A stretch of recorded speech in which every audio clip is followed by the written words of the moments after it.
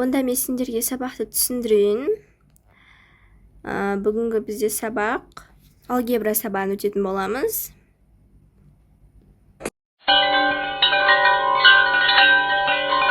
Чота бүгін нәбетте отыратын бала келген жоқ қой.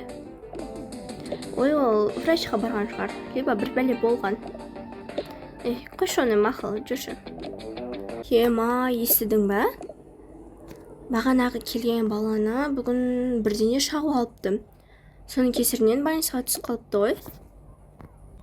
Мен өйтіп ойламаппын. Неге сонша? Неге телефонға үңіліп кеткенсіңдер? Или бірдеңе көріп жатсыңдар ма? Просто бүгін келмеген бала бар ғой, ана арбада отыратын. Новенький. Сол бүгін бірдеңе бір жаңдық шаққан дей ма, сондай бірдеңеден или тышқан деді ма.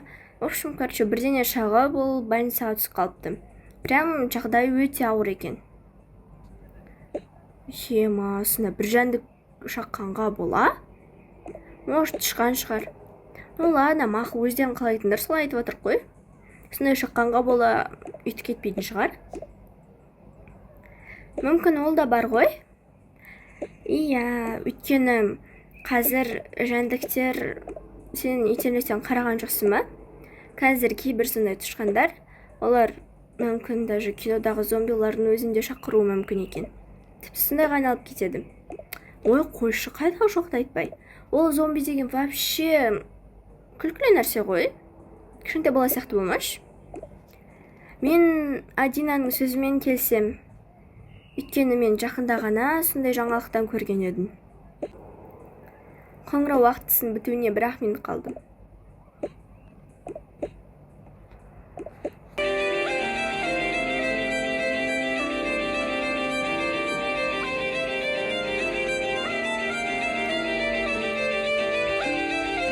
Блин, менше сабаққа кешігіп қана қоймай, что-то ауырып тұрған сияқты менше. Ай, ішім ай.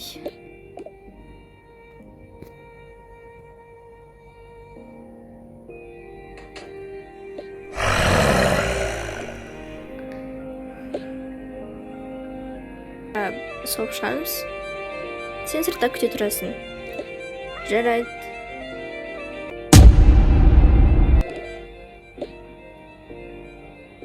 Ужас, анашса не көргенімді білесіңдер ма? Бізге тезірек қашу керек. Мен ана жерден зомбиді көрдім. Ой. Мыналар естерден ауысқан ба? Ой, бір қайда жоқ нәрсені айтпаңдаршы. Біз өзіміздің көрген нәрсемізді айтып жатырмыз ғой. Ерболат даже сен де сенбейсің ба маған? Жоқ. Бағана Даниялдың інісі, точнее, туысқаны сондай болып қалған жоқ деген жоқ па? Больницаға түсіп. Ой, құмаш, ол больницадан түсіп сразу мектепке келмейтін шығар. Сендердің не айтып жатқандар несін мектеп тұрсыңдар ма? Ол бүгін сабаққа келеді. Тіпті келе жатырмын деген. Ал сен оның түрін анық көре алдың ба? Мен ол баланы танымаймын. Мен оны танимын, вроде новенький бала. Андай арбада отыратын.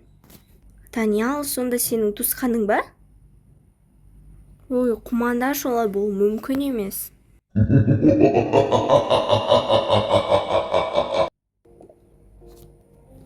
Мына жерден бізді көріп қояды ғой. Бізге, может, басқа жерге жасырыну керек шығар. Біз тықырыққа тірелдік. Басқа шығатын жер жоқ қой.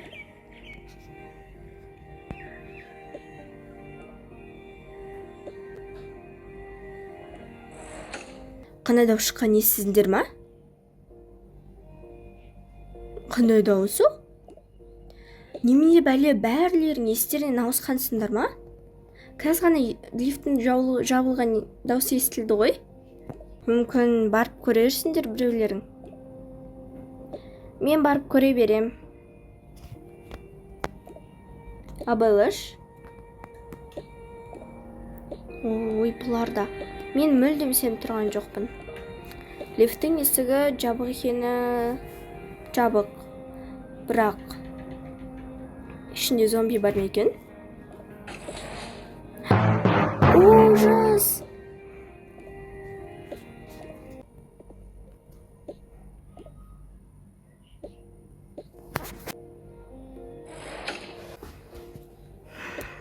Чё-то анау қайтып келген жоқ қой? Сенің точно құлағың естімейді. Оны зомби күтіп алып, уже ол зомбиға айналып кетті. Өлі. Ол қалай? Солай. Енді бізге бұл жерден шығу керек. Егер біз осы жерде отыра беретін болсақ, точно біз зомбиға жем боламыз. Енді ана жаққа бару керек біреу. Сендердің бастарын жасай ма? Ол жерге бәрібір біз бір адамды жібердік. Ол адам тем более ол бала зомбиға айналып кетті. Оны тістеп алдым. Олардың бәрі ол тек қана бір адамдық емес, уже бірнеше адамды тістеп үлгерген сияқты. Біздің мектепте охраналар, мұғалімдер, және тағы да басқа балдар көп емес пе? Енді олардың бәрін сразу тістеп үлгермейтін шығар. Мына арамызда ондайды білетін ешқандай адам жоқ екен. Менің бар айтқым келгені, бұл нәрсенің бәрін ойлап шығарған менің әкем. Менің ағам. Яғни менің отбасым десем де болады. Олар сонда өйстіп халықты осылай зомби қылғысы келді ме? Жоқ, сендер дұрыс түсінген жоқсыңдар. Кішкене сөзімді тыңдап алсаңдаршы. Менің әкем ол зерттеп көргісі келді. Солай тышқанға вакцина енгіздім. Ол тіпті бұлай зомби істеймін деп те ойлаған жоқ. Өйткені менің әкем бір жағынан ғалым және бір жағынан медик болып жұмыс істеген соң, ол тышқанға қоспаны дұрыс қоспай, сондай вакцина салып жібердім. Ол қалай ол? Мен сөзімді бөлмеңдерші. Ол тышқанға солай вакцина салған соң, ол солайынан қашып кеттім. Мүмкін тышқанда емес шығар. Және ол соның кесірінен аз уақыттың ішінде зомбиға айналып, ол осы мектепте зомбиға айналған. Сен оның бәрін қай жақтан білесің? Сен біздің қасымызда жүрген адамсың ғой? Жоқ, мен қоңырауда ашханаға шықтым ғой. Сол кезде ашханаға шыққан кезде мен сол нәрсенің бәрі маған әкем айтты. Ал неге әкең келіп осының бәрін тоқтатып оны құтқармайды? Уже кеш. Біздің бұл жерден құтылудың жалғыз жолы қашудан басқа ешқандай повод жоқ. Ал сенің әкең қазір не істеп жатыр? Менің әкем қазір соған соны жазылдыратын вакцина іздеп жатыр. Осының бәрі өтірік сияқты болып жатыр ше? Я, мен де сеніп тұрған жоқпын. Вообще в шоке болып тұрмын. Менің сөзіме сенбесеңдер, онда өздерің көріңдер.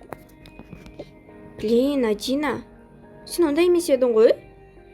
Бұның бәрін сен қалай ойластырып жүрсің? Мен ойластырған жоқпын. Менің әкем, мен оған қанша рет айттым, бұлай істемеңіз деп. Енді қазір бізге оны керісінше вакцинасын табу керек. Ал оның вакцинасын табу ол өте қиын. Даже жылдап ғалымдардың бәрі біріксе де бұны вакцинаны ойлап шығара алмайды. Шығара алған күннің өзінде зомбилар қаптап кетеді.